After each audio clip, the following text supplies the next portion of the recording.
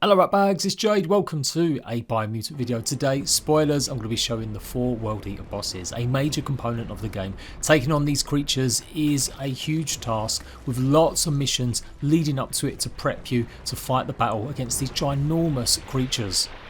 I'm going to be giving some light tips or just explaining and talking about the creatures, but I'm going to be doing more detailed guides on how to complete the quest lines needed to get to this stage with all of these monsters. But just a little FYI, this doesn't contain the ending of the game. The 4 World Eaters are part of it, but it isn't the end of completely. So you can defeat the World Eaters and then carry on playing the rest of the game, doing all sorts of missions and taking on the rest of the tribes. You can do it pretty much in any order you want also.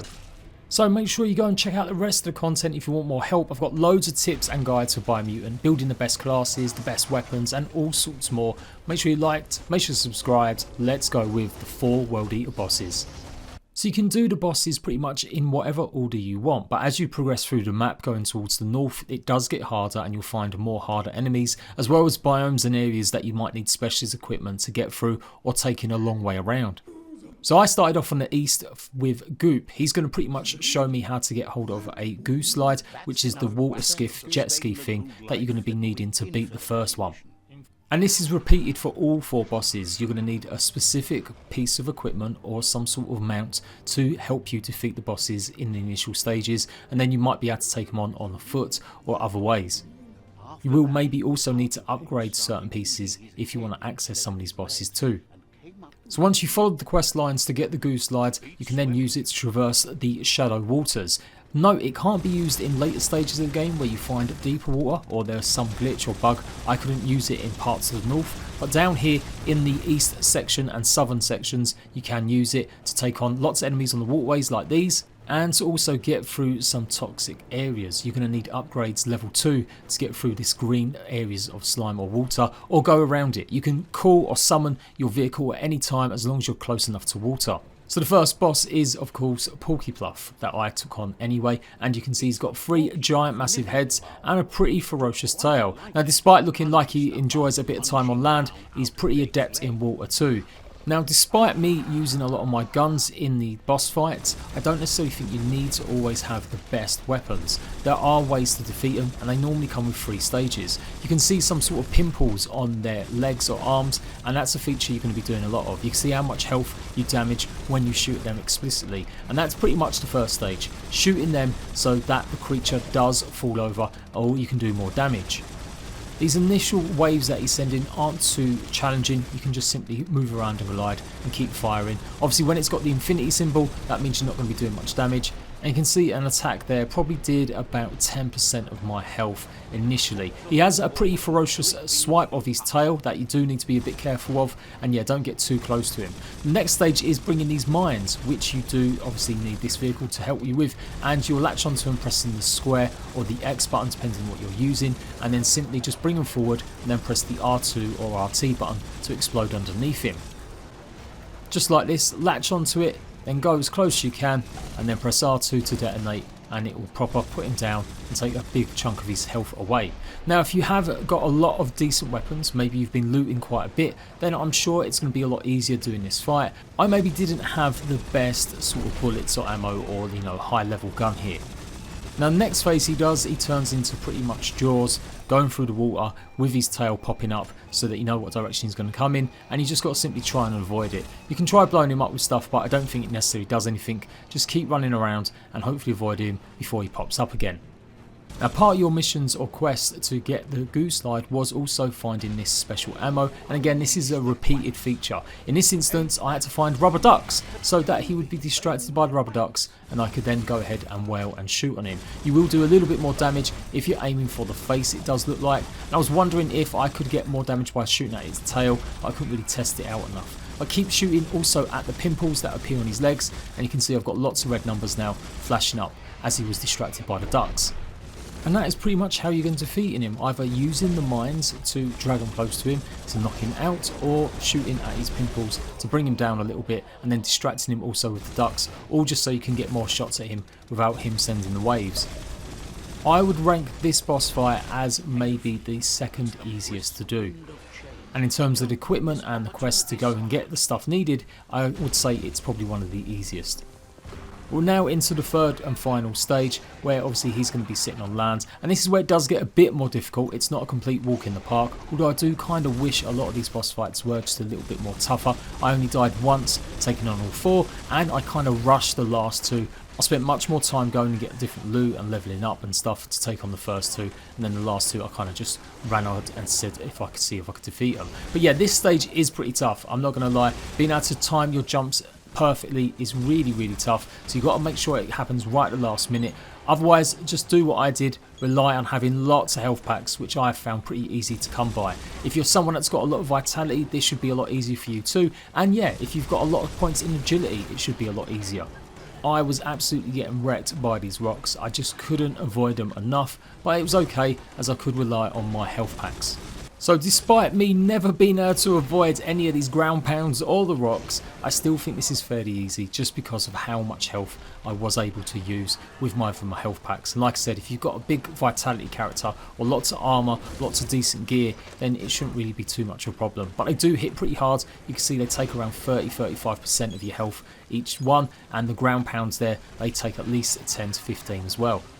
I built my character around vitality, and I did find that using electrical power is probably one of the best ways as well. So bringing lots of energy and using your psi powers is probably a good idea too. And like I said, the electricity one, the fireballs, or maybe the ice would all be really good because you can do it from range, and you can see there's quite a lot of numbers popping off there. And it goes without saying, bring a long range gun. Don't necessarily rely on just a shotgun. You want something that can fire lots of rapid bullets really quickly.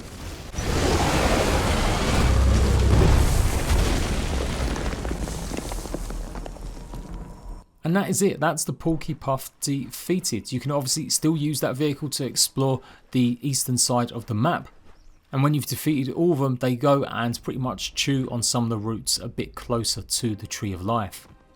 Next up is the Hoof Puff, and this is more towards the northeast of the map, and you can find him at Nuku here. It's going to take you through the steps what you need. Basically, you need a special tame that's got the strength and a special saddle to pull down walls.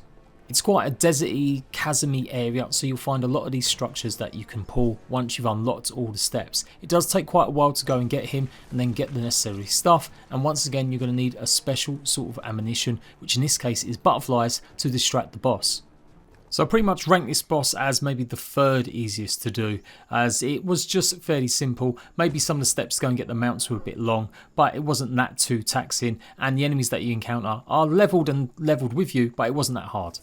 Now you can't just use any mount, I don't think or believe. You do need the one that has the special saddle, so don't worry if you think you can try and just grab whatever note you see lying around. It has to be this special one, and there's lots of steps that will take you through getting that. Now he's a bit more aggressive, he'll come and lunge at you, so you have to be adept at moving out of the way. Using the circle or the B button. I'm a console player, people, that's what I'm going to reference. And then when he's got his mouth open, you have to try and pull his teeth out. Yuck, he definitely probably needs a trip to the dentist for them dentures. You can also bring down these pylons to knock him down as well, and that will also mean that you've got more chance of hitting him. Then you can also shoot again the pimples on his legs. So there's lots of different ways to take this guy down, all the while you're hopefully trying to shoot him. Of course he does have an invincibility stage that you can see just like the first one too, and yeah, you've got to be a little bit careful, so just running around to either knock him out with the poles, shoot the pimples, and then get up close and take the teeth out. Like I said, comparatively, using my guns to try and take this guy out, I wasn't really doing a lot of damage. It is taking on the pimples, so it's good. It doesn't really matter what class you are, what way you've built, there are ways to take on these bosses. I reckon it'll probably take you around 5 to 10 minutes to defeat each one of these bosses, depending on what gear you've got and how good you are at the game. Now one thing you've got to be careful of that I wasn't there is avoiding them big teeth. When you pull them out, you're meant to dodge out the way, and I just never really managed to pull it off. So yeah, you don't have to have the creature nearby them lampposts either. It does seem to just go into the cutscene even when I wasn't really very close to him at all. So go ahead and do that and just keep firing away and find them weak spots on his legs. Eventually we'll go into the second stage, and this is a bit more tougher. Again, lots of incoming projectiles from his beautiful tail, and they are pretty deadly. They will wipe you out if you get hit by them. So just running around with your mount, making sure you're not running into anything like I did here, and then hopefully you won't get absolutely damaged. Now this is where you're going to also try and reveal or release the butterflies. I had a problem at first though. The butterflies just weren't seeming to be doing the job. Maybe you've got to wait for the stage to go through, but you can see the L2 button was fading when I was trying to do it, so I didn't know whether or not it was a case of getting too close or I had to shoot him more in the mouth. But eventually you can see he's now distracted by the butterflies, and now I can go ahead and either shoot more of them pieces or get closer to him and press the square button and yank one of his teeth out again. And then that's it. When he's down, just keep firing away and reducing little by little. I think it could have been really cool to jump on some of these creatures, a little bit like Monster Hunter. I think that would have been an interesting mechanic, and I do feel like the bosses are quite repetitive. Although they all have different attacks, it is pretty much the same thing. Find other things in the environment to bring them down, go ahead and then shoot, and then find a way to distract them so that you can also do more damage, and all the time you're shooting these pinballs. The one exception to that is the underwater boss, which we're going to be looking up next. But yeah, last tooth to go, and then that's it. After that, you just got to keep doing the same thing, shooting his pinballs and then just shooting at his face. It does look like there's an achievement associated with making him gumless, so do make sure you pull the teeth out if you're a trophy hunter, just in case you might actually be able to kill him without pulling out all his teeth. If you haven't got a decent assault rifle by now though, I wouldn't suggest you go for him. Taking long pot shots at him could be really long, unless it's a super OP rifle or maybe a really good shotgun that you're getting up close. Now here you can start seeing some of the damage, as I did get caught a little bit by these this time, and yeah, it is pretty bad how much it will do, but it's still fairly easy to run around and just literally try and take out them spots. Now he hasn't got any teeth, I'm simply just yanking him down a little bit and hopefully again getting more shots in. And we're in the end game now, the final stage, where he is going to try and throw up all over you with his toxic bile. So obviously this stuff does damage you. I didn't test whether or not if you had 100% in the bio damage, whether or not you'd be able to just run through this without taking any damage. I reckon you're probably still going to take damage. I don't know why, it just looks a bit more acidy like. But you never know, so that could be another tactic. If you have got 100% or lots of armor that gives you protection, then you should maybe be able to go through that without taking too much damage. But here I am just pulling him off one more time, and he is almost ready to go. Each time you shoot one of them pinballs, you are easily doing as much damage as 2 clips of actual ammo, so make sure you really focus on the pinballs. I was trying to see if I get more damage shooting at his tail, but I couldn't really tell or notice any too many numbers popping up, and sometimes the hitboxes weren't even working when trying to shoot it. And that's it, just keep having lots of health and you should be okay. You should be able to avoid most of his attacks. He will start doing this lunging one, so you just got to be a bit quick on the button to dodge out of the way, and yeah, be careful for any last minute spews that he's going to give to you. You can absolutely still use the butterflies as well to distract him, to get some extra shots without him doing any damage to you, so definitely keep using that too. And yeah, I kind of felt like I was maybe doing a bit more damage shooting into his mouth, but it might have been just because I had actually a lot of good more shots on him in that place. Just before he dies, he is going to be thrashing about a lot more, so you've got to be a bit more careful, just running around and keeping him at bay at range. I absolutely love how cute and cuddly sometimes these guys look, even though they're really fearsome monsters, and it'd be interesting to see what the real ending is like, whether or not you save them or you definitely condemn them to death.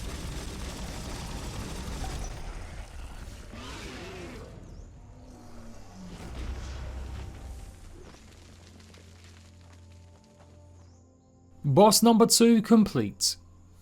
Just a little FYI, make sure you always talk to the NPCs after you defeat the world bosses to get some XP.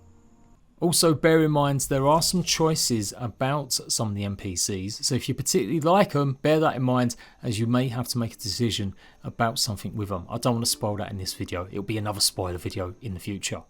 Okay, time for the easiest boss fight now, but maybe one of the hardest to go around and get all the resources needed.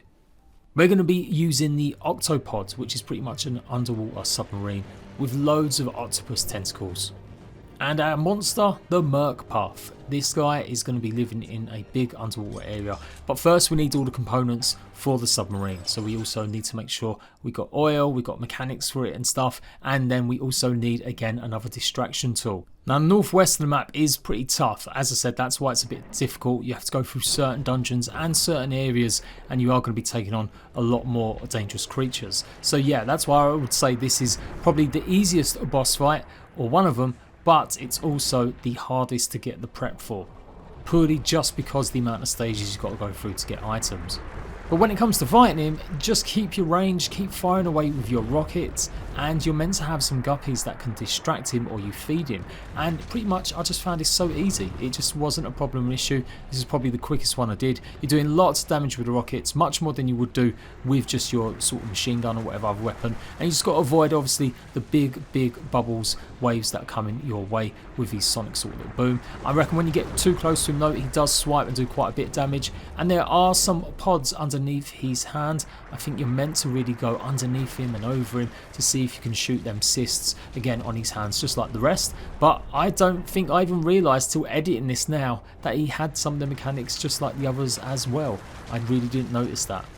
So now it makes a bit more sense why he did stop, or why I made him freeze for a few seconds, and that's why. Now you've got the buildings around as well. I was hoping that they would do damage to him if he collapsed on them or stuff, but it didn't look like it. And then you've got to be a bit careful from these cyst mines that pop out of him. I think they're filled with biotoxins. So yeah, they could do a little bit of damage, and I've taken a fair amount of health away right now, but as long as you pay attention, you're healing up, and then start using these guppies as it tells you to, I'm sure it must do something. I really couldn't see too much of what it did other than maybe distract a little bit, and then when you get up close you'll literally hook onto his face and do a lot more damage that way. So keep him at range, don't get too close, maybe aim a little bit underneath his flippers or paws, and then hopefully you'll be able to take him down a little bit more. But as I said, I found this one pretty easy. He's now into maybe his third stage of his attacks, and again, these weren't too bad to avoid. You just got to simply keep strafing and moving around. The octopod does do a little dive or flip like that, and you can go a little bit quicker as well. He will start charging at you eventually, so again, like I said, as long as you're ready to get out of the way and just using that flip mode. And I don't know, it looks like you might do a little bit more extra damage underneath. Again, I couldn't confirm that 100%. That's what I'm going to be testing in my individual videos. I'm going to go back with my save files, take him out once more, and really deliver the definitive and easiest way to defeat them. But I would say they're all pretty easy, as long as you're not completely under-leveled or underwhelmed. As long as you've got some sort of abilities to either heal yourself, or yeah, like the other bosses, you've got decent weapons, you should be okay. You just take out the points on the creature and it's job done, and time for a photo op.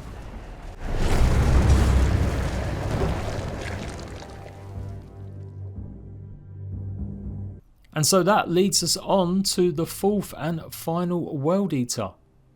This guy, you're going to have to go to the west hand side, and you actually get given the quest pretty early on when I went exploring. Anyway, you meet Gizmo here, and he's going to take you through the steps how to get the mech suit. Now the reason this is also tough is because you've got the hypoxia zone, which you have to explore to get certain upgrades or get the mech suit actually working. But you maybe don't need a complete as much 100% protection as you would think. With these zones, they go down very quickly. You get 100 seconds basically.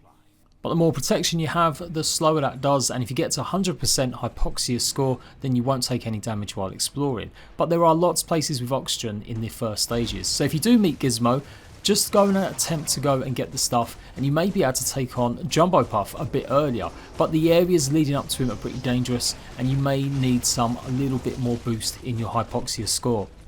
Now this was the only boss that I died to, or kind of had to restart, and it felt just a little bit cheesy, purely because I just didn't know what I was doing rather than because I was getting owned. But same thing, going around using the mech suit, which is really fun. You can get upgrades for the rest of the stuff for your goo slide as well, but they didn't really have any stats attached to them. They didn't say they was increased doing this or doing that. The goo slide literally has level 2 to get through the toxicity, and this one, it just didn't really show that any of the stuff was actually giving me any extra health or any extra benefits other than just looking really cool. There's a duck head one like this, And then you've got this dragon head, and I'm pretty sure there's loads more. So you'll find loads of these upgrades all scattered around the hypoxia zone as you try and get more of them, but they're mostly for looks. Now you can use all of this equipment in other places too, so you can use this mech ton suit to take on enemies, and we're just going to be waiting on him till he opens up his mouth and then pressing the L2 button to, again, once more distract him with something.